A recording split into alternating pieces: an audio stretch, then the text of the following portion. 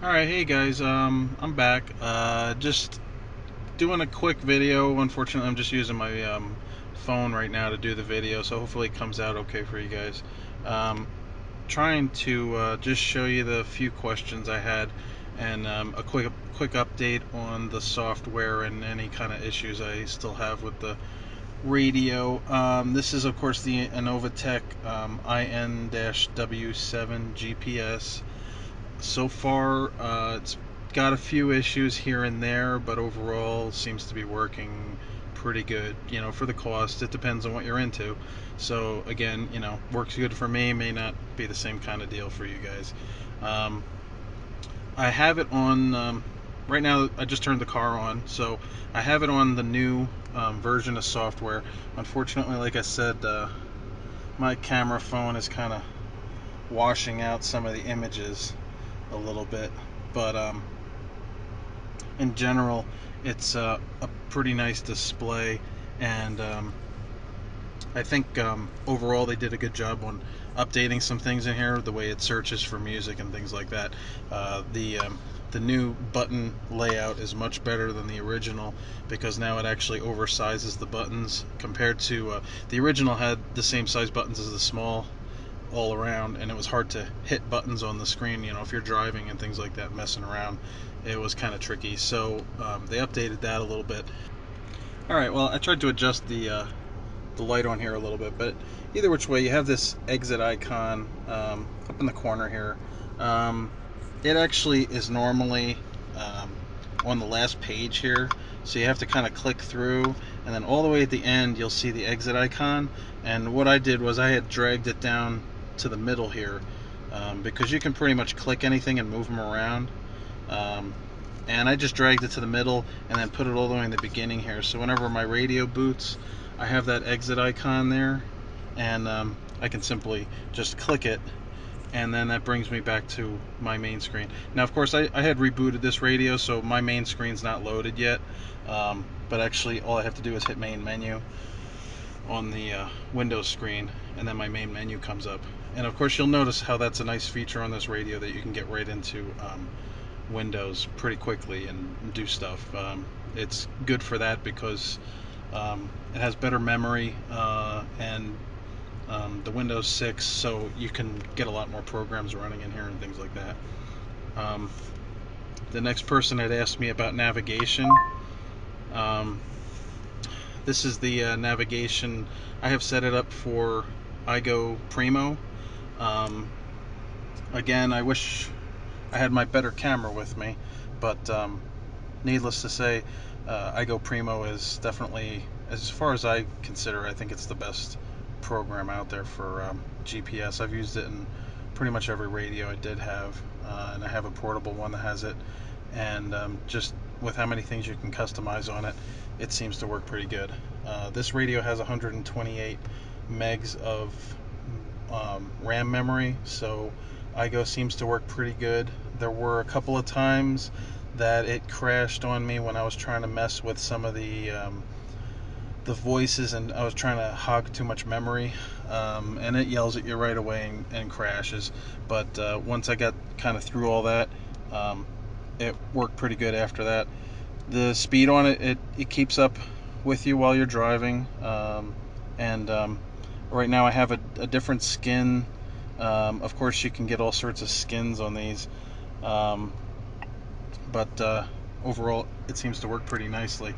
Let's see, go into settings, and I think it was under, actually, yeah, this has the additional GJ settings. It gives you all sorts of different settings where you can block routes and all that kind of stuff, and that was part of the skin that I put in, so it works pretty nice. Of course, I'm not driving, but you can see that it does run, and I have USA maps. It never has any problem showing. It shows the images when you hit an intersection and all that kind of stuff, and with the 800 by 480 screen, the resolution is pretty awesome. So I like this program a lot, and use it with no problem. So if anybody has any reference, and by the way, that's the iGo Primo 1.2 that I found, and that's the one that I have installed in here. Works pretty good. Let's see. The other quick question I had was in the settings menu. They had a problem with the lighting, and that's the color lights that you have. And you notice how, let me go back out of the screen. You notice how my color lights aren't on right now. My parking lights aren't on. You can see my lights aren't on the car. So of course these lights aren't on now. But when you go into this menu, they light up. And of course you can select whatever. I had green selected, of course, and it stayed green. And then when you exit, they turn off. But if I go over to turn on my headlights, then my green's on.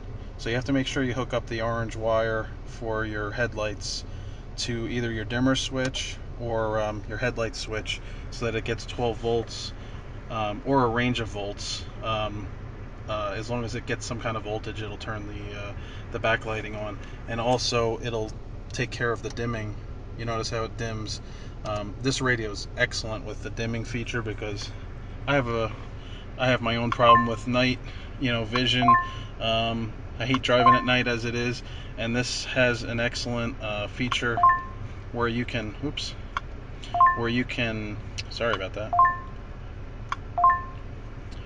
where you can set the backlight level for night and day. And if you want, you can set your backlight during the day and night to the same amount, full brightness. For me, of course, you'll notice here, I'll turn on the headlights.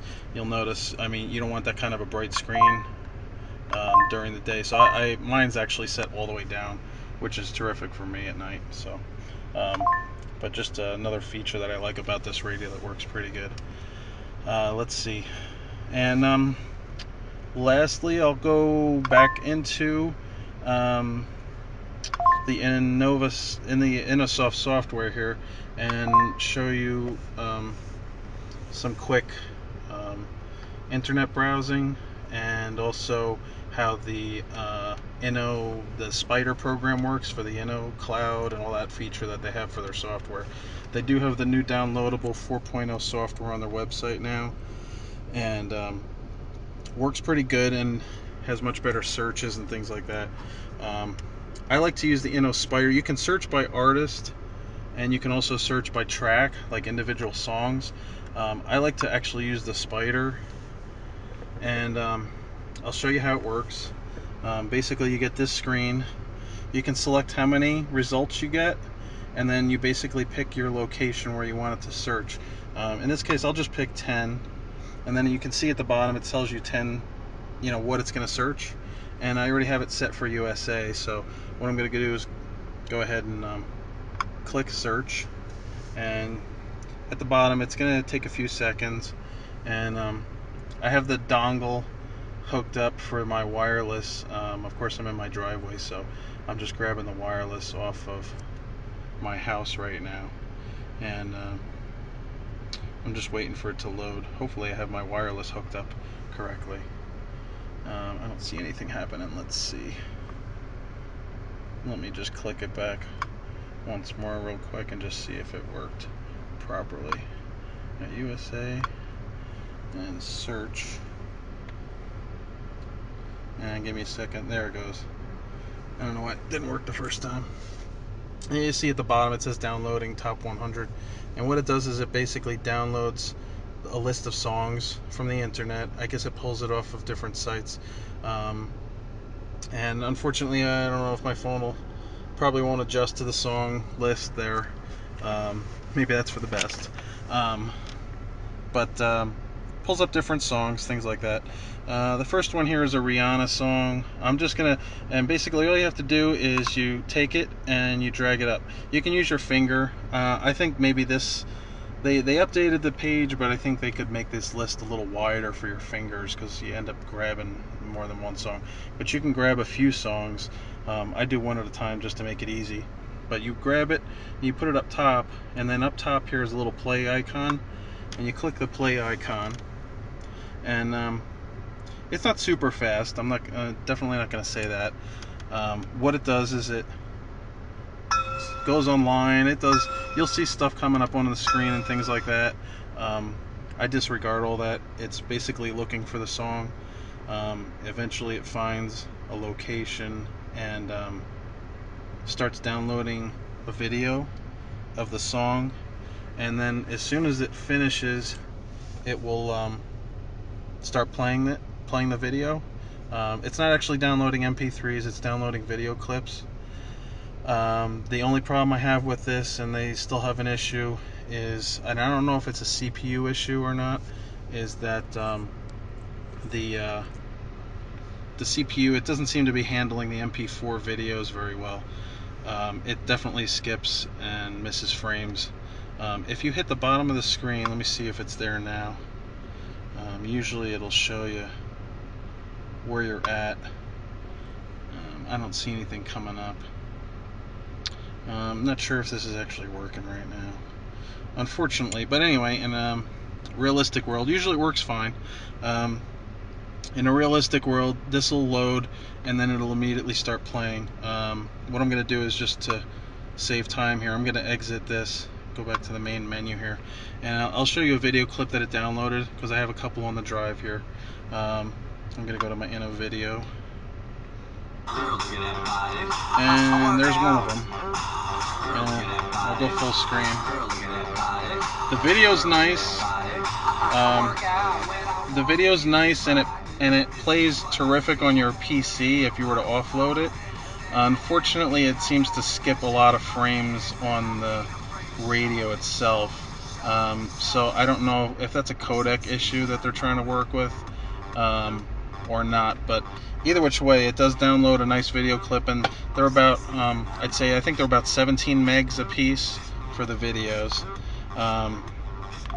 So you have that. Okay, and I guess the last thing I'll show you, let's see, I'll pick, let's see, eBay takes a little while to load. I'll just go to a Google page. On the side here, they give you links, and there's Opera Mini that loads, and you see it does load pretty quickly. And I mean, part of the reason it might be that I don't have a good internet connection here, but we'll see how it loads right now. If it takes a while to load, then that might be my issue I'm having right now, is that I just don't have good internet. Like I said, I'm in my driveway, so I don't know how good the signal is for my internet. You know what, give me 1 second, and let me check on, let's see if I can get this working. Oh, well, there we go. Well, anyway, it usually does take quicker. Like I said, I might have a bad signal right now. So there's your Google, and of course, you know, if you click on anything, you're going to get a Google box that comes up. Geez, I don't even know. Let's see. We'll try their website, innosoft.us. I think I missed a letter there, but we'll try to do a search there. We'll do a search, and you can see the search comes up pretty quick, and you can scroll the screen pretty well. I mean, I'm using the mouse here, the pointer here, just to make it easy for you to see the screen better. Here, let's see. We'll click on their website here. Is that working? And there we go. And we'll see how fast their page loads. I never loaded their page on here before, so it'll give you an idea of how fast it goes. And actually, it looks like it might be done. I noticed on some pages it lags. It looks like it's finished loading, because you do have a loading bar on the bottom, and then that disappears, but yet you still can't do anything right away. And it takes a few seconds, and then, you know, it's pretty good after that. I think if you double click, I'm not exactly sure actually how to use Opera Mini, so I apologize for that. But the bottom line is you can search through here. It's still loading, you know, images, but you can see it does load them pretty quick as you go through. And I guess once it loads this full page, and this is actually a very long page that they have on their website, if you look on their website, I'm sure once it loads the full page that you'll be able to shrink the page and things like that. I'm not familiar with Opera Mini and how to do stuff like that. You can go back to the main menu here, and they have the Opera Mini has a box set up with all sorts of things like that. You can go to Wikipedia, things like that, and you'll notice, see now, as I said, it loaded, but yet you can't scroll the screen right away, and there you go. So even though it finished loading, you got to kind of wait, but it seems to load pretty quickly. So if you have tethering for your phone, that'll help you a lot, and you can do this kind of stuff on the road. I don't bother with tethering on my phone because I don't really have much time in my car. I just wanted good GPS, and the radio works and all that kind of stuff. I think that's about it, and if there's any other questions I can try to answer for you, I will.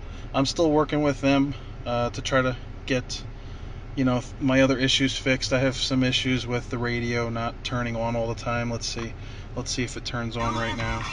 It turns on right now.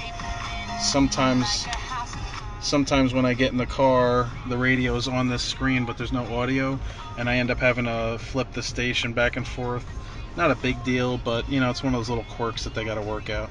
But otherwise, I noticed they have DLL files on Windows. You can actually, if you're into computer programming and things, obviously you could change a lot of stuff in here because you can get into the system well. So, all right, that's about it, guys. Any other questions, you can always try me out. All right, later.